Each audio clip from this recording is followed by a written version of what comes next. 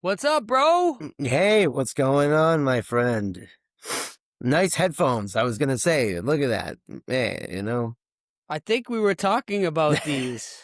I believe so, and somehow I managed to get them and have them out here with me. So it's kind of funny. It just worked out that way. Yeah, man. Like, what's up?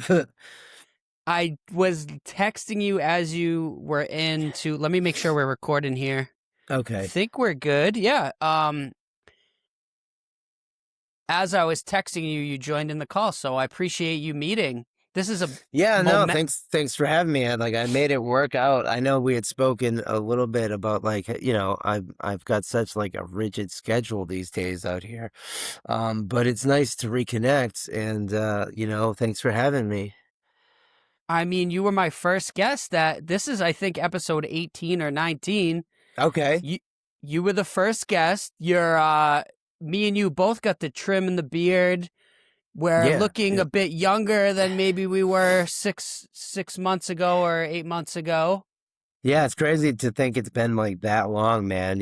What did we do? That was like back in September-ish, right? The summer, I think it was Really? July. Really? Well, Okay.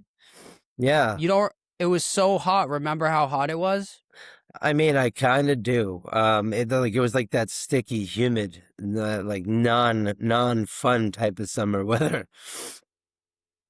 Well, this is like a reinvention kind of because you were my first guest, and you've kind of gone through a transition, right? You're living a different life now. So why don't you update me on where you're at and what's been going on since we talked last? All right, all right. Yeah, definitely. Things have changed substantially for me. Last year, when we first, got together to record the pilot, I was technically homeless. I was bouncing around, whether it was at a friend's house, like getting snuck into a basement or fucking at a garage. It was not a savory type of lifestyle to be living. Fast forward to where I'm at now. I just actually, I made today's 4 months. I'm living in a halfway house. I am out in South Boston, and it's probably the best decision I've ever been a part of. Making for myself like ever in my life. I've also just as of this week reached 6 months in my journey of recovery. So I've never felt better, to be completely honest, Rich. Oh, I'm happy for you. That's awesome. I love to hear that. Yeah, thank you. And it's like it took me a lot, and it took me a lot of loss to really become so, brutally honest with myself. It's like for a long time, I mean, I was living in denial. I didn't really think there was anything wrong, with living the way I was living, and I couldn't have been, further from the truth.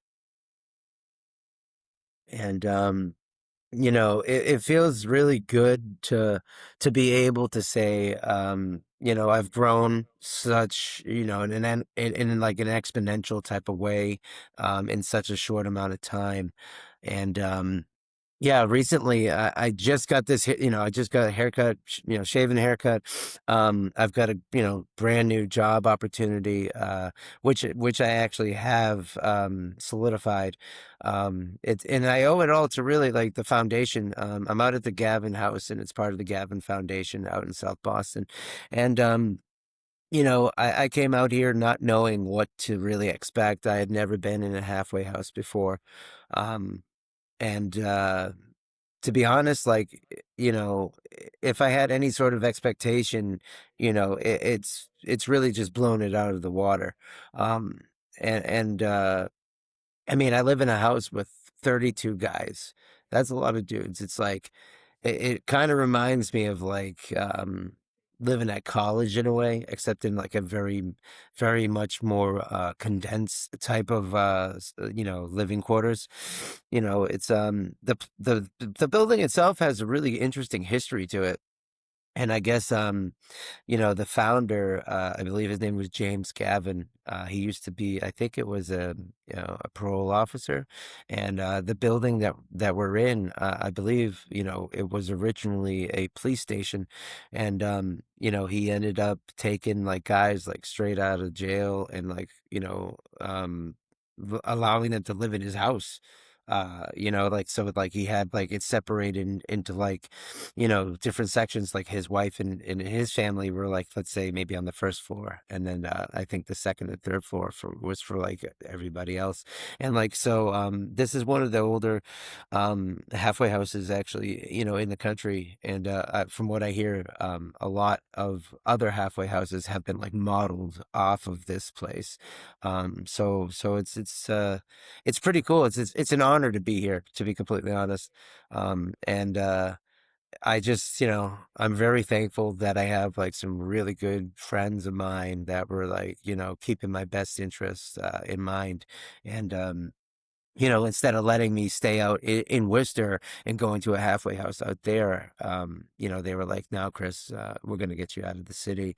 And I just said, "Okay." I was like, I didn't argue it. I didn't say, "Why do you think that?" I just kind of was like, if that's what you think is going to be the best thing for me, I said, "Let's do it." And really, I cannot be like, the words can't describe like how grateful I am to be in the position that I'm in today. Yeah, thanks for sharing. Walk me Yeah. through so like we did the podcast and you were living in Worcester. Um, did you seek a transition or how did that come about? All right. So, I mean, ultimately, uh, let's just say a lot of like failed attempts to get it done in another format or a different type of way. Like I thought I could do it on my own, right? Like I thought I could just keep going, figure things out. You know, and by that I mean I really didn't find anything that was like a successful venture or a safe place to really stay. Like, it ended up with like I'd be at some sort of fucking friend's house or somebody who I'd call a friend. And like no hard feelings and shit, but like dude was an alcoholic and like he was an enabler and like I was also an enabler. So like next thing you know, he's like calling the police, not necessarily just on me, but like the whole house, and like we're getting kicked out of this dude's house. Like and it happened like not once, not twice, but like 5 fucking times, okay? And it got to the point where it was like this is ridiculous. And I'm just thankful that like, nobody ever ran my name. I didn't get in any sort of type of trouble. They basically they knew the guy. Unfortunate as it is, like the police literally knew the guy by name, and they're like, "Listen, I don't want to mention names here, but like they're like, "Oh, hey, they're like you guys just got to go." And like they're like, he's inebriated, he's intoxicated. They're like, "Why don't you just, give him some space, leave and, come back, or like give him a call tomorrow, this or that." And I could only keep doing that so often, you know what I mean? And it got to the point where it was like right around Thanksgiving time, and like I was there with some friends, and it was like a mutual friend, and like he did the same thing. And we basically all of us just got like thrown out onto the street like Thanksgiving night, and it was just like, dude, none of us have any family to go, like we were just basically put out right to the street, and like it sucked. um, and it just kind of just got worse from there. It's like then I started finding myself in situations where like the people I was around, they were doing things that like I didn't agree with, lying, robbing people, stealing shit. And I'm like, dude, I was like, I can't get caught up in this nonsense, especially where like if I was doing it, like I guess like I wouldn't mind like paying for something that I had done, but like I didn't want to get caught up in the wrong place at the wrong time, and then next thing you know, like I'm behind bars. I've had like a very brief stint where I did end up like, this wasn't recent, by the way. This is like 10, 15 years ago almost. But like I had like I had a shitty situation happen between my dad and I. He uh, he basically got a restraining order against me, and that was because like his landlord was like, basically his landlord didn't like me. He had a lot of like animosity towards me. He thought I was fucking crazy. I mean, I do my share of crazy shit, sure, and like I can definitely act out. So he threatened my dad, and he was like, "Listen, I'm gonna kick you out if you don't go get a restraining order on your son." And then, long story short, like I had my video camera and some of my property went missing. I went to file a police report. And they show up with the restraining order and they served me the paper. And I was just like, what the fuck? I didn't really know what was going on. And then I tried to go back like a few minutes later to get my stuff. And then the landlord lived next door. It was bad. He called the cops instantly. They picked me up and I ended up going into fucking, the Worcester police department where I ended up, I stayed for a couple nights and, you know, I ended up going out to fucking, um, Paul Timnon Road, aka the correctional facility out there. So anyways, like yeah, jail's not a good place. Like it's not a place for people like me, like if I feel like it's for people who need like reform and they need to obviously learn a hard lesson and I mean, that shit scared me straight. Like, let's just say since then, I've never been in trouble with the law.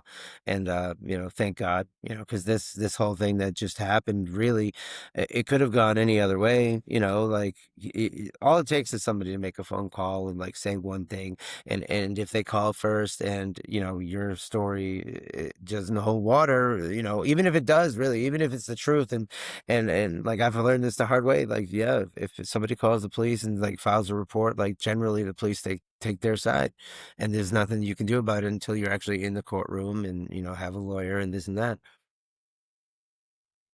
So yeah. Back to the actual question. Let me just say, um, yeah, like I was out on the street. It was cold. The winter was coming, right? We were starting to have like nights that were too cold for me to sleep outside. And I wasn't gonna push the limit. I wasn't gonna try to just, keep doing that because not only was it dangerous for like anybody regular? As you know, I have my own health issues. I'm a diabetic, and for like the better part of last year, while being homeless, like diabetes was the last thing on my mind. I wasn't taking my blood sugar. I wasn't taking any of my prescribed medications. I wasn't taking my insulin. And all of that was very dangerous. And to be completely honest, I had gone into the hospital the last time, like when like my friend ended up calling the police and this and that, and like get us all kicked out right around Thanksgiving. I was like, I don't know really what else to do, and like I couldn't get into a shelter at the time. It was like too late or something. And I was like, I just had to get super like honest with myself and I knew something was wrong, as far as like my health was going. It become like hard for me to swallow. It had become, apparent that I was starting to have like blurred vision, and just from having diabetes for as long as I've had it, I knew those were kind of some of the signs that like my sugars were like skyrocketed, right? So I went into the hospital and, they checked me out. They said my sugar was like 598, I think it was. And like, that's crazy, man. That's absolutely like insane. All of the organs in my body, were just working like overdrive. They were all like working so hard to just keep me going. In fact, like they admitted me that night. And then, I don't really remember a lot of like what happened. Cause like, I kind of was like, I don't know. I would say I was like fading in and out of like consciousness due to my sugars being so high. Like I just remember them like taking blood and maybe once or twice through the night like coming to check on me and like do another like blood draw and I was just like just barely coherent, and they hooked me up to a couple bags of like saline solution and they, in efforts to like bring my sugars down. So I know I was there, on December 3rd. And so basically, I was there through the night. Sometime around, I think 5:30 in the morning, I had one of the nurses come in and they said, hey, we're going to discharge you. And, they said to me, your sugar's about, I think it was 238. Um, and in my mind, I was like, that's still kind of high. And like, they didn't give me any insulin.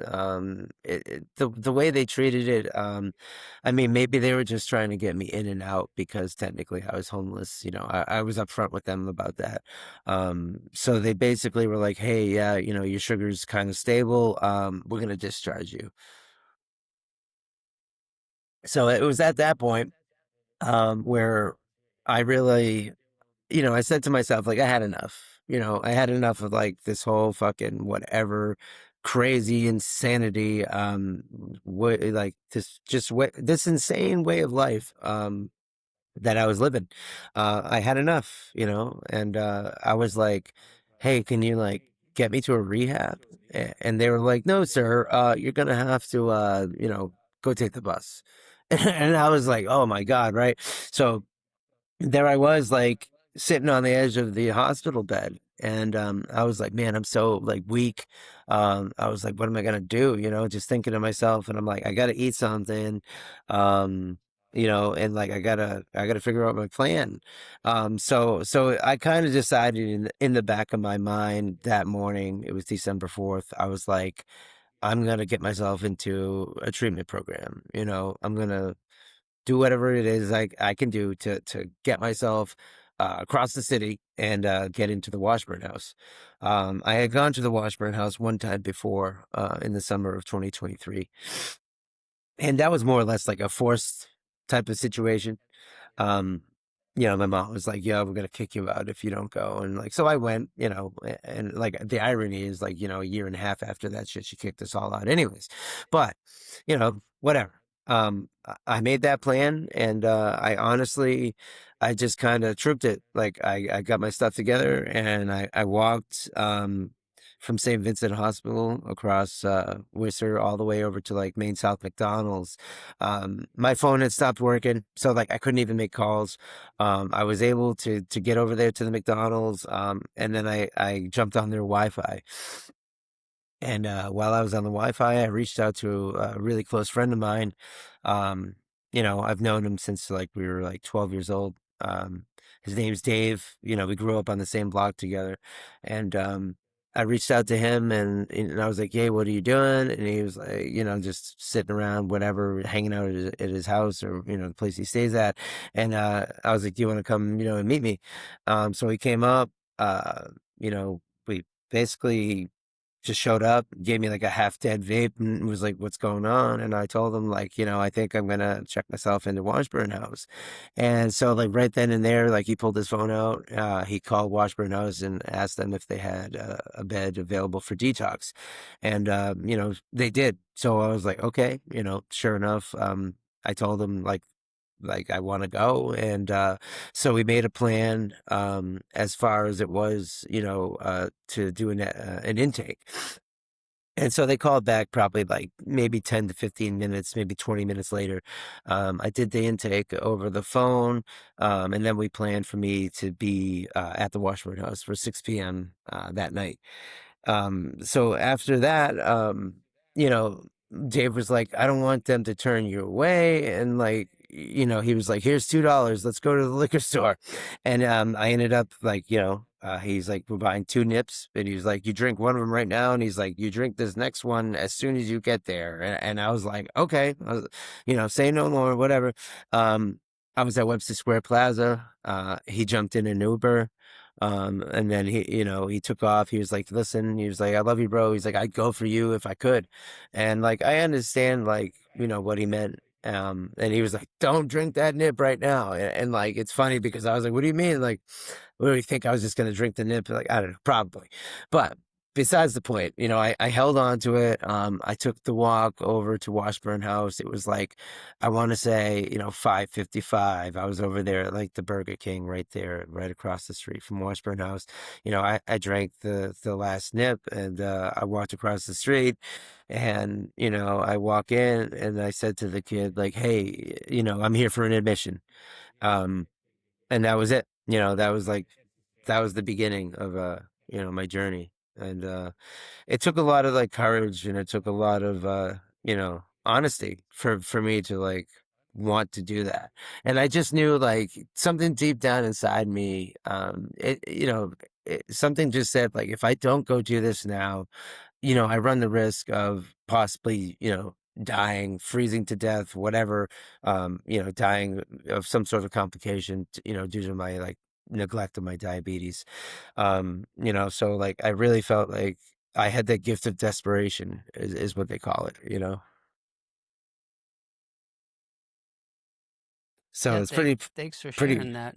pretty hardcore, I guess. It's like, um, you know, you can only pretend like nothing's wrong for so long before it obviously surfaces, and it is. I can't live in denial. You know what I mean? Like it didn't get me anywhere good. If anything, it was only get me like on the fast track to self-destruction. And it wasn't easy to come to grips with all that. you know It must have felt a bit like relief though, because you back to basics, having a roof over your head, having a bed to lay your head down in, having a positive community around you, having like-minded people who aren't doing crazy things out in, whatever they're doing. right. Enjoying a cup of coffee with a clear mind. And being so young, we're only 40. Most people don't even start their journey until 45, 50, 55. You finally have enough of living done in your life that you can actually reflect on mistakes and how to improve moving forward. But that's just my opinion, coming from a place of not being in a situation like that. So I've never experienced something like that. But I can just imagine the pain that you have to realize when you wake up probably the next day that, oh, I'm going to be clean and sober and I'm going to pursue a different lifestyle. I'm sure it takes a long time to get back to homeostasis, right? Yeah. For me, it's weird because like I would say it took a couple days. I would say the first 2, 3 days in detox were pretty rough. Like, I didn't really, I didn't know like what I wanted. I didn't know like, because in the back of my mind, I was like, I can leave. You know what I mean? I was like, I could just get up and leave. And I was like, but I know that's not the right thing to do because again, like I had this like innate fear, like if I did leave, I'd go right back to the drugs and the alcohol, and wind up fucking dead. And it's like it was right around Christmas time, you know what I mean? Like I checked myself in on the 4th. And it was hard at first because like I was like stuck in my head. But the more time that went by, like I'd say like by the time I hit day 4 or 5, and like I was actually, I was taking my medications as prescribed at this point. Like I seen a doctor. They helped like reevaluate me as far as like my diabetes went. They started having me taking my insulin, and like the numbers were crazy for the first week or so. But like what came back first was like my mental clarity. Like I started to like just have vivid memories of like everything. Like it's crazy. Like I don't want to say like I have this perfect fucking immaculate memory going on here, but like um I can recall things all the way from, childhood, through high school and all this, like things that I used to know, like, and like the truth of it all is like, I did abuse my body, with the drugs and the alcohol. And, it kind of amazes me that like the functionality is still there, like, because a lot of times you hear, with such heavy drinkers or people who use drugs, like the mind is one of the things that really suffer. And like I just, I'm thankful. I thank God every day that like, I made the choice when I did, because maybe had I stayed out there any longer, it could have been a lot worse. Um, And like, yeah, getting into detox, like that gave me a lot of time to reflect. And like what hurt me the most was just knowing that my actions, they weren't just hurting me, they hurt the people that love and care about me the most. Like my mom, for instance, and, my sisters and like what little family that I do have left. And like, not just them, but like, my close friends and like just people who genuinely cared about me. I didn't really realize the damage that I was doing. Um, because in my mind, I was like, I'm only hurting myself, you know? And again, like that's like it's a selfish way to think, man. And like, uh, you know, um it was tough because, like, I only imagined, like, how many sleepless nights maybe my mom had, wondering, like, if I was okay, knowing I was out on the streets, and, knowing I was, like, doing whatever it was I was doing, like, living a crazy, out of control life, no holds barred, getting into trouble, and, I can only imagine, like, what that really felt like for her. And like it hit me hard when I was like in detox, man. Like I cried, I was like, I can't believe like I thought it was only hurting me, you know? And I don't know, like it's a hard pill to swallow. You know what I mean? Um But I mean, I can say, since I made the choice, my relationship with my loved ones, with my mom, especially, has improved like tenfold. Like I talked to her, I went from not talking to her at all, to talking to her pretty much every day. Checking in, and just keeping her updated with my progress, and being the good son that I was always destined to be. She must be stoked. Honestly, like she is, man. Like she left me a comment a little earlier today, and like, you know, not to uh like I don't want to like, say like this crazy ego boost or whatever, but like, she was just like she's proud of me. She's proud of me for what I've done and what I've accomplished. I'm actually I'm going to start a new job next week, and sorry. I Software's acting funky, dude. Oh man, yeah, it happened. Can you hear me now? Yeah. All right. Yep. So what happened I'm apparently? gonna try to shut off the. I think it uploaded the original somehow because the other page said it was done. Um, okay, wait. All right, well, mhm. Yeah, my internet connected to a different internet, and then I lost connection. That's kind of what happened. My apologies. Yeah, I mean we're back, so All right. it's hey, it happens. It's like funky sometimes. Well, it's definitely like I was on my hotspot, and somehow Happy to be talking with you. yeah, no, for real. Like, it's cool, at least like we're back. Like at first I was like, oh no. Um and like it happens. Yeah, this is we're living in a technological world, and technology is not invincible, you know what I mean? Like there's gonna be snafus and there's gonna be issues, much like, life, right? It happens. But, I mean, where we left off, my mom, yeah, no, man, she's proud of me. She's proud of all the things I've been doing. She's proud of my, sobriety. She's proud of me just being the guy that, I was meant to be. And, that makes me feel good in and of itself.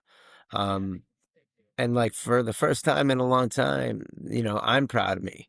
I'm proud of the things I'm doing here. I'm proud of the accomplishments. I'm proud of my progress. I never thought that like I'd be 6 months into, living clean and sober. And I quit smoking cigarettes in January. Like granted, I still got the vape and whatever, but like little things, right? Like one step at a time. Um Ideally, I'd like to quit the vaping too sometime, but in the future,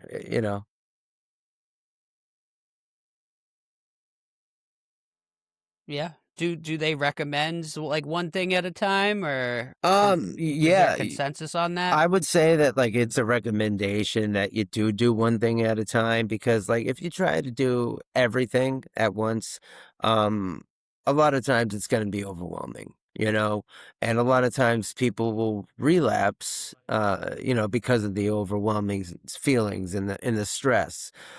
So like as far as I'm concerned, I've been trying to progress with this thing very strategically.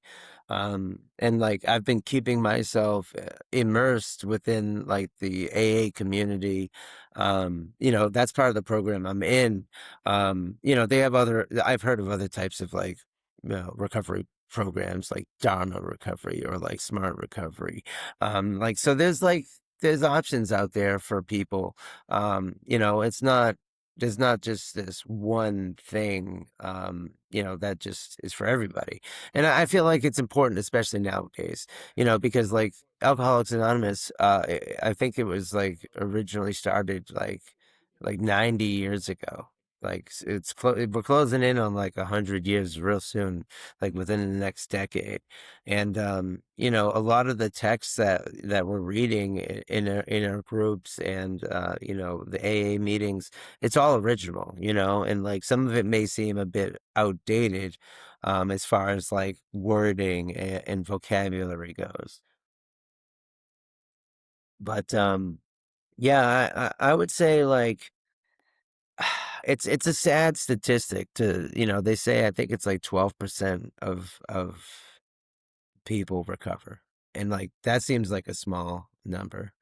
Um and even just like knowing what I know from what I've been through and like the through the Washburn House, I know there's a lot of people who didn't make it. And like when I came out here to the Gavin Foundation, to the Gavin House, there was a program they put us in called the SOAP program, which is like 13 days of like group discussion. That's like to get you like acclimated to what we're doing here.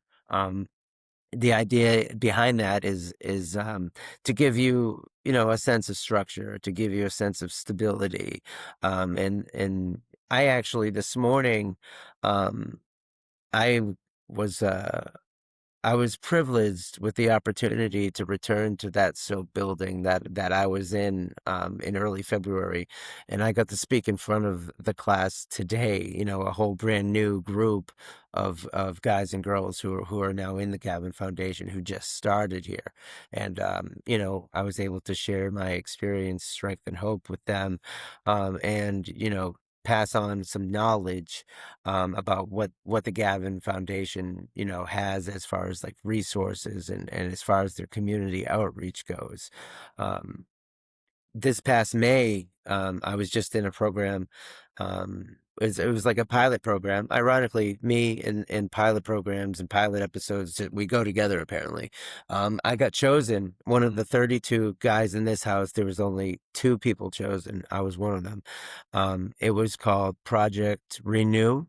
And it was focused on, taking people in recovery or people that maybe just got out of jail, um, and giving them the opportunity to attend like a 20-day, 4-week course that was focused on job career training and like reentry to the workforce. And it was a great opportunity, honestly. A lot of the stuff that was included in the coursework was, basic knowledge, etiquette as far as like, proper email, format or like, you know, um, basically like I would sum it up as like workplace etiquette, the do's and don'ts. Always, be on time, punctuality. Those are like big things we focused on. How to properly address your supervisor or manager. Um, you know, uh, as far as like the program went, I thought it was an excellent opportunity for me to like refresh on a lot of the skills that I already had. Oh, hold up. Wait, dang it. All right. So I'm in a room where apparently the light just goes off after like you're sitting still for so long. I come down here and this, yeah, right. Like they just thought I wasn't in here or something. Like it's on a timer. I come down here because it's quiet. You know, it's my own little space. I play guitar down here. I got myself a brand new guitar, by the way, last week. You know, my little 6 month recovery gift to myself. So like I'm back playing guitar. I absolutely love that. I've got a lot of like big plans as far as like writing and recording music goes. And you know, I'd like to share those with you too, man. Like I've been doing a lot of writing. Let's just say that. You know, I've kept a journal every single day. As far you know, once I went into the detox, all the way up through now. Like today's like day 182. And you know, I keep a daily log of like what I do, how I'm feeling, a lot of like my diabetes type stuff. That was like the main focus of it at first, you know, so that I could keep track of like what my sugars are, what I was eating, when I was eating, and just, you know, to really help myself, you know, to have like this visual representation of you know, what I'm working on.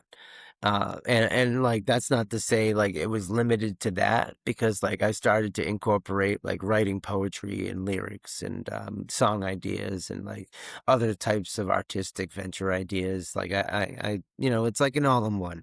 I don't necessarily have specific days where I work on specific things. I kind of just do it as like the inspiration bugs bites, you know what I mean? Like I always have my daily outline. I always have like my structure and the you know, the blood sugar check and this and that, but like scattered throughout the pages, I'll also have like a poem idea or like you know, a piece of like lyrics or like some sort of concept that you know, comes to mind. And you know, I feel like part of my recovery is getting back a lot of the things I've lost maybe along the way. Go on.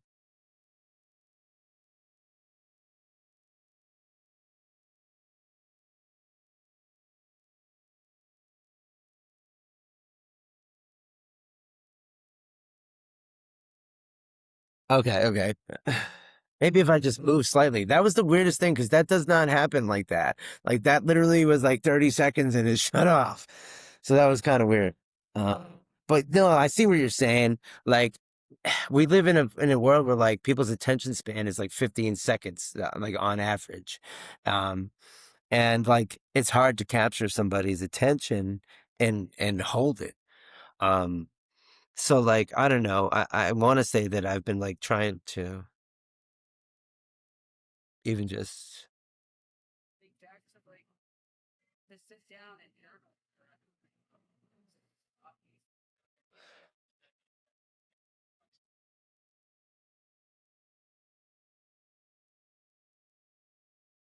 it's it's funny you say that because like when I first started to write, I felt that way because you got to figure like I had not been writing with a pen for like I don't know, like months and months, maybe if not years. You know what I mean? Like when I'm working at the Palladium, there's nothing for me to write down. I'm not writing things. When I worked at maybe Blue Hills Recovery, it was more or less like we are typing on a computer. We are typing up like daily reports. There was no real handwritten, you know, like you said, like since high school or like maybe since college rather, you know.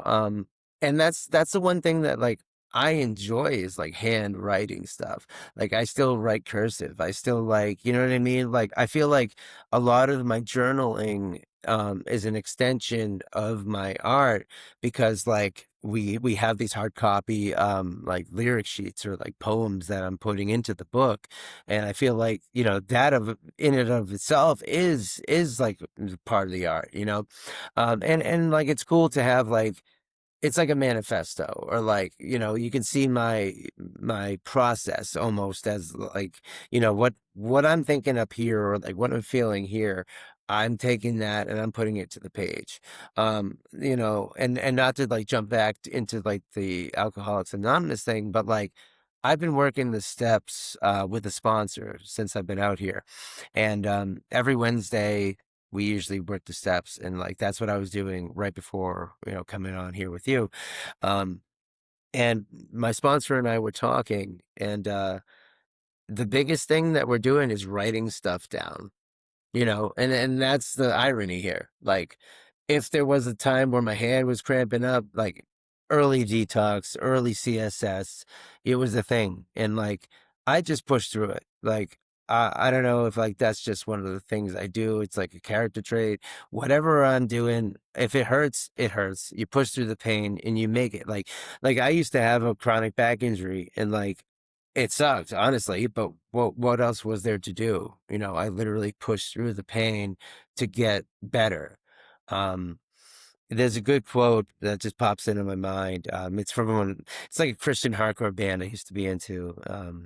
And it says, "The pain is the price we pay to be stronger tomorrow than we are today."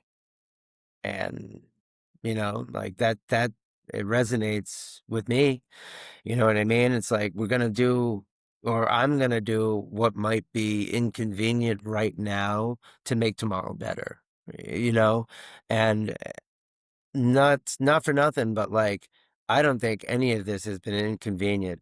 I feel like my whole journey here has been very specific and has been very like intentional. Um, and I feel like that's what's allowed me to grow so much. Because if you really think about it, like the last couple decades of my life, I really feel like I stunted my growth. Like I might have been busy. I was helping doing this and that, taking care of the house with my grandmother and helping like care for her, taking care of my niece and my nephew. But what was suffering was my needs. My needs were suffering. There wasn't anybody there to help take care of me, or anything, right? Like, who's going to take care of me at the end of the day? The answer is me. Um, and like this whole experience has really like opened my eyes to that. I can't pretend like everything's fine and just keep going and going and going. Whether it's working or not, because ultimately it's going to catch up to me. You can't burn the candle at both ends. Because eventually what happens, like, boom, it's done, right? Like, you can only go on for so long doing the same thing before it all falls apart. And that's a perfect analogy to like how I was living, you know? Um, and, yeah, man, like it's crazy to know that, a year ago this time, things were so different, and, again, like I was saying, I'm proud of the work that I'm doing here. I'm proud of the things I've done. I'm proud of, the new opportunities that I've been like given by becoming part of this, Gavin Foundation. And there's no doubt in my mind that like this is where I'm supposed to be. Like, you know, technical difficulties. Man, I I I'm thinking I got to switch back to Zoom, honestly. I mean, I feel like it's my fault because somehow my hotspot just stopped working, and now I had to jump into a different room so that I could get onto the Wi-Fi and have a stronger connection. Maybe I should have just done this to begin with. I mean, yeah, now I'm in the weight room and I'm not lifting, but here I am, Uh, hey, we'll just send it. It's all learning. Right. Yeah, you even your video feed is even clearer. Oh, okay. So then that makes sense I then. don't know, man. But so Riverside used to have this option called low data mode, right? And they Yeah. just did an update, and now I don't see low data mode. Oh boy. So Right. it's part of me is maybe I don't have the right setting on or something, but Whatever, we're doing it on the whatever. fly. I can always like try to do another one sometime too. But I mean, long story short, like, I'm in a whole different like place right now, like mentally, physically, spiritually. Um, And like, yeah, I really, I feel like things, really couldn't be much better than this. Like, do they get better than this? I mean, I guess like that's what the saying is. Like, things do get better, we do recover. Um, and I'm just like, I'm here to take it all the way, man. Like, it's crazy to see and like what type of changes have already transpired along the way to get to the 6 month mark where I'm at right now, and that just gives me hope, that bigger, better things are coming, and there's a whole world of opportunity out there for me, and now that I'm living this clean, sober lifestyle.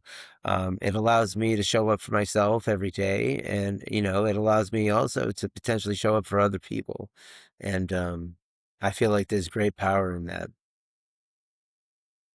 When you are in a program, is it wrong to, like, ask you about, what future plans are, or is it, like, one day at a time? Is that, like, the philosophy? Well, it's interesting you say that. Like, you hear a lot of time, like in the Alcoholics Anonymous, and like you hear them say, it is one day at a time because we're not guaranteed tomorrow. And the past is the past. There's nothing we can do about that.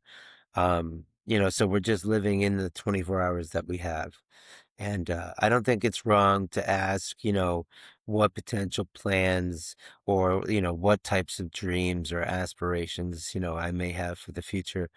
Um, I feel like that's healthy, because like, since day one, while being in a program, I've learned like it's about setting small attainable goals, things that you can track, things that you can, accomplish.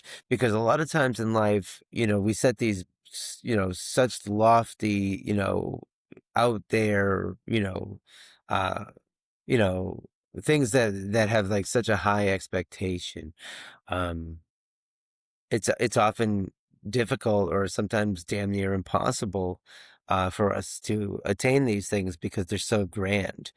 Um, so, for me personally, it's really about, setting the small goals, At first for me, it was like a small goal was just, writing in the journal every day. Or just, keeping committed to, sobriety. Um, you know, for me, like short-term goal, is obviously gonna be graduating the program here. That's one of my goals. Um, I believe it's I think we're in this house up to, like, 6 months. So now that I've hit the 4-month mark here in the house, I believe I'm eligible to graduate, but, it kinda depends, um, on, what comes next. So it's very fitting that you asked that question. um, they have this thing called the three-quarter house, which is the graduate house. And to put that into perspective, um, there's only 8 beds available at the graduate house. And here we are in the regular house here at the halfway house, and there's 32 beds. So that just shows you like it's only a quarter of, is that it? 8 times 4? No, no, no. I can't do math good. So 8 beds, as far as the graduate house goes. And, I mean, it's in my wheelhouse to, potentially move on to the graduate house. You get, like, a little more freedom, not as to say, like, you can necessarily come and go as you please, but there's less groups, there's less, like, requirements. I mean, we still would be adhering to, like, the program rules, obviously maintaining a life of sobriety, but we would also be then, I believe, paying rent and potentially putting money into savings. Um, but that's just to say, like, if there's a bed available. Because, like, let's just say, when the time comes and, like, let's say I graduate the program, if there is not a bed available, at the three-quarter house, I'm gonna have to figure out some sort of alternative living situation. So for me, maybe like a short-term goal is really, um, to look into potential living arrangements because like ultimately I'm gonna stay out here. Like especially with me starting this new job on Monday. Um, Part of the program reentry that we were in, phase two is a 16-week internship. And let's just say I'm the only guy out of 10 guys that got this opportunity. Everybody else is either working with the Gavin Foundation or with the city. So I'm like, I'm the only guy that's moving on to an actual like workplace. That's not associated with what they're doing. I mean, they have connections there. Don't get me wrong, and like that's how I got in there. Um, but it made me a little nervous. I'm not gonna, I can't sugarcoat that. Like me, it's like once I get into this place, um I have to like, I've got the Gavin name attached to me. And like to me, there's a pressure to perform. And there's a bit of pressure to just to do well. But there's no doubt in my mind that, it's gonna be difficult. Uh because I'm getting thrown into something that maybe I don't have necessarily any prior experience with. But I do feel like that my resume did contain some elements that definitely like make me suitable for the position. I don't know if I can really like divulge the information. I don't think there's anything against me doing that. So I'm going to be working with a company called Brewster Ambulance. They've been one of like the lead ambulance transportation companies since like 1906. They were established, and I did some research on them, and they do about 350,000 transports a year. And so that's a lot, you know what I mean? It's like that means like from ambulance to hospital or from like facility to facility. Or like maybe there's like certain the rides that they do that are like, appointments and stuff like that. I'm not exactly sure of like, the full detail, but I did get the official offer letter today and I've been accepted and like I'm going to start working there, doing orientation on Monday, Tuesday of next week. So as far as short-term goals go with that, it's just for me, show up, learn as much as I can, and just perform to the best of my ability, and like maybe start making a serious impact in the lives of other people through my work. So like like yeah, like I feel like it's a perfect fit for me, and I'm excited for it. Yeah, I think you're gonna crush it. Yeah, man, thank you. Because like I don't think there's another option. It's like I'm out here to do the work. I'm out here to get well. I'm out here to just do better for me. So then I can do better, for everybody else too. There's always been like this place in my heart that like I feel most fulfilled when I'm helping other people. So like, you know, I feel like this is like another level to that. And like I could potentially move on to become an EMT, I think, through this position. So that might be something that I pursue as well. Well, just have fun too. Pursue, if it's not for you, find something that's for you. Just Right, right. you're But you're like I said, I got this whole like, I'm in this program thing that's like now I'm in there for 16 weeks minimum. And the idea is after the 16 weeks, it's supposed to like transition into a full-time W-2 job. So I'm just here to do the thing, man. I didn't have any choice in it. It was kind of like, hey, Chris, this is the opportunity we're going to throw your way. And I just said, thank you so much because, I'm going to take what I can get. And anytime somebody gives me an opportunity to do well, or to do something new, I give my all, and I feel like this is just a great, second chance at everything, you know, like had I not been so focused on getting well and recovering and, getting over this whole addiction and alcoholism thing, I wouldn't be here talking about it. You know what I mean? And like yeah. this is just part of what comes next for me. And it feels really good to be able to say that. Yeah, maybe we got to get coffee or something someday Yeah, man. Like, if I'm out your way. yeah, like, and even so, sometimes I come out to Worcester to visit with my sister and stuff. I come out on the weekends, like I can take a weekend pass, and like sometimes, like, I could crash at a hotel on like a Friday or a Saturday night. So like, yeah, sometime in the near future, we can try to link up and definitely grab coffee and What? like, you know, Let's write. Let's get coffee and we'll sit and write. Yeah, no, that sounds great, man. Like, and I'd love to share some of the stuff like I've been writing with you. I went into the city last week actually, and my friend who does like samples and like beat construction, him and I got together. I brought my guitar and the amp, and we just kind of just we jammed around for a little bit, had a good old time. And it just felt good to reconnect too with somebody who's a longtime friend and like has like mutual interests. Like, I've got my own background in like, heavier music, but like I like a little bit of everything. And I was really impressed with what he had to show me. And, so I'm always eager to like do like a collaboration or like work on something together with anybody. So, you know what I mean? Like, and I know you and I kind of have a bit of a history with some of that, like, when you first started trying to learn guitar and like, fucking 20 plus years ago when I was living over on Esther Street.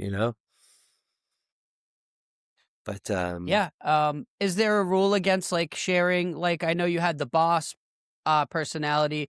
Is there a rule against like sharing, if you wrote a little riff just on sharing it, or is it you want to just keep it for yourself for now? Oh no, no, like I'm absolutely down to share whatever. Like, I mean, like I said, I do have like a couple ideas for things and like that doesn't like exclude anything though. Like I'd be more than happy to share with like just some of the riffs I work on or like just some of the lyrics or like or even like, go as far as to you and I maybe we collaborate and work on a song together. I had an idea to see I first started with an acoustic guitar out here. And so like that's all I had. And I've transitioned now to having like my own, brand new fucking electric guitar. So I have options. I wanted to record maybe like a 3 or 5 track EP of all acoustic type of material. And That's what I want to hear. Okay, so that's cool. Like I do have some stuff that I could share with you as far as that goes. I also was talking with the guys with Mike and AJ, and I would ultimately like to re-record or revisit some of the songs that we did together as a band, as Another Soldier Down. I'd like to re-record like pretty much all of our material and like, set a whole, project for that. And then maybe, a third project that's a little bit of something more new as far as like sound goes or like as far as just like I had an idea the other day actually. I want to do a full EP about like this recovery journey that I'm on, where like it's like a concept album and obviously it'll tell the story, it will tell my story. And so I haven't started working on that yet, but I mean I've been drawing up some ideas and like certain topics and like certain themes and stuff like that. And I think that would be a really cool project to work on. Not only just for me, because like, that's part of my therapy. Music's always been a part of my therapy and like how I process what I go through. And I just know that like if I make something like that, that's just like, so raw and honest and a lot of people that are going through hard times or struggling with this addiction shit, like they're going to be able to relate to it. And I feel like that's like one of the things that draw me to it even more, because I know what I do is going to help somebody else, get through what they're going through. Well, thanks for hanging with me for an hour or so. Yeah. That was cool to hear what you're going through on your journey.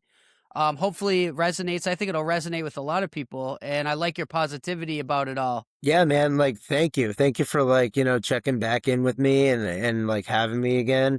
I think it's really cool to like, take for, our pilot episode that we did together and, see like how big of a change that like really has happened since then to now.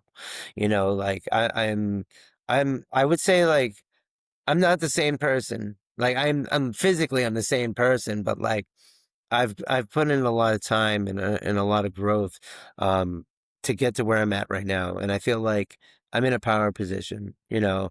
It's like I know the boss is a character, but I said it earlier today, like I am the self. You know what I mean? Like I oh god dang it. Dang it. Yeah, it is. But yeah, we should end it.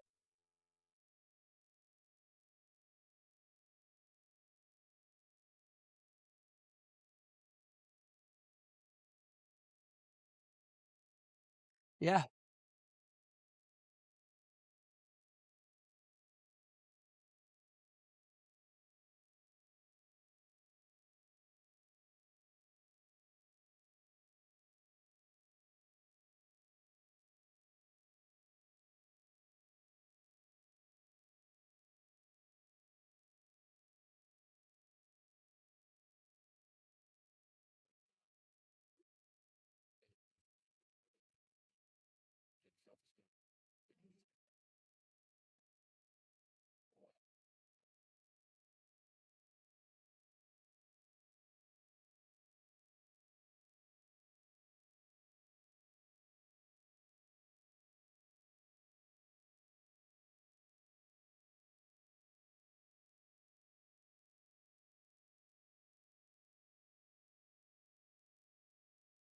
Sweet. Let's like share audio messages back and forth once in a while just to check in, say what's up.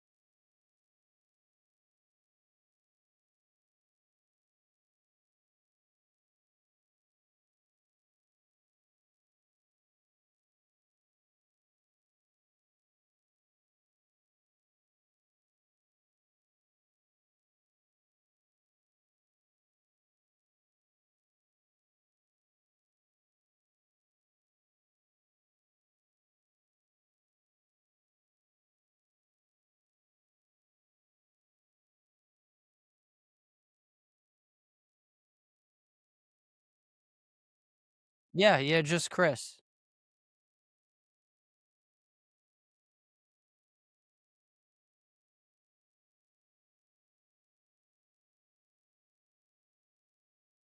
Alright,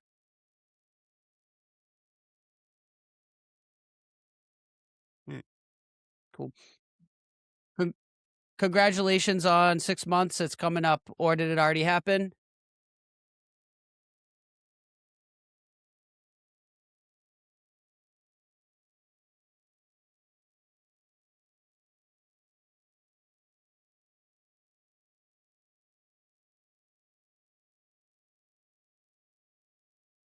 Sweet. Well, have a good weekend if I don't talk to you. And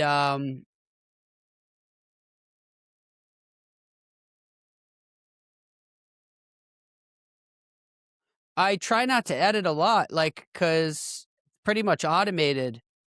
But there'll be some editing because there was a bunch of like disconnections.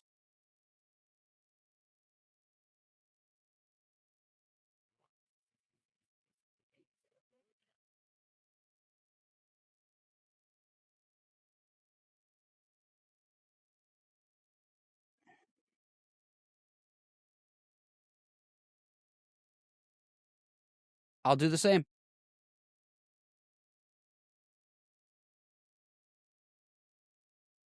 You too. Appreciate you. Appreciate it.